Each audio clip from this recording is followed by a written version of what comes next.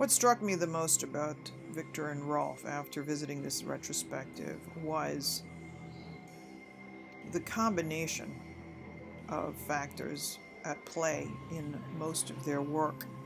They combine huge, very daring conceptual ideas with a reverence for tradition, an intense dedication to craft, and a continuous striving for innovation.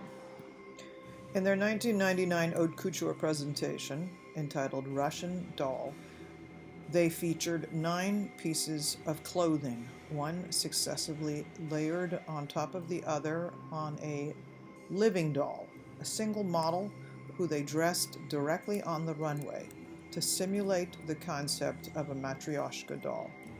Considering that Viktor and Rolf's clothing resembles conceptual art much more than conventional fashion, it came as no surprise to discover that one of their favorite themes is fine art. That's not to say, however, that every collection themed around this idea has been a success. Take, for example, their recent collection called Wearable Art, which featured framed artworks converted into ostensibly wearable garments. It was probably too literal. In comparison, their recent haute couture collection, named Performance of Sculpture, is a tour de force of white cotton piqué cast into surrealist sculpture.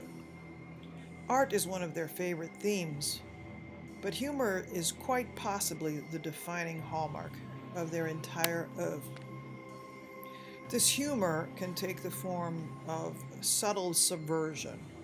For example, taking the red carpet literally and making it into a dress. Or it can become an outright gag by taking the bedclothes and making them into, well, bedclothes. For their flower bomb collection, they took the feminine icon of the ribbon bow and literally gift-wrapped the body from head to toe. The fact that Viktor and Rolf incorporate humor into virtually all of their work is testament to their fearlessness as designers, daring to defy our conventions and expectations at every turn and phase of their careers. My 2 favorite pieces from the retrospective come from the Cutting Edge Couture collection of 2010. It was a time of slashing budgets and cutting corners, so Viktor and Rolf literally took a scalpel to venerated silhouettes like ball gowns and tuxedos. The sheer beauty of these 2 pieces is obvious, but what's more impressive is that Viktor and Rolf had to overcome major technical challenges in order to achieve the desired effect.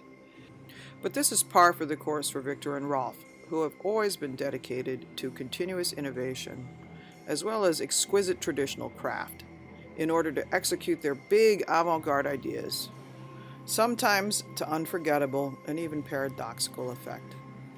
By refusing to bow to the dictates of commerciality, and even highlighting the absurdity and artifice of the fashion industry, Viktor and Rolf have become unlikely heroes of a generation who can now only dream of such unbridled creativity and originality.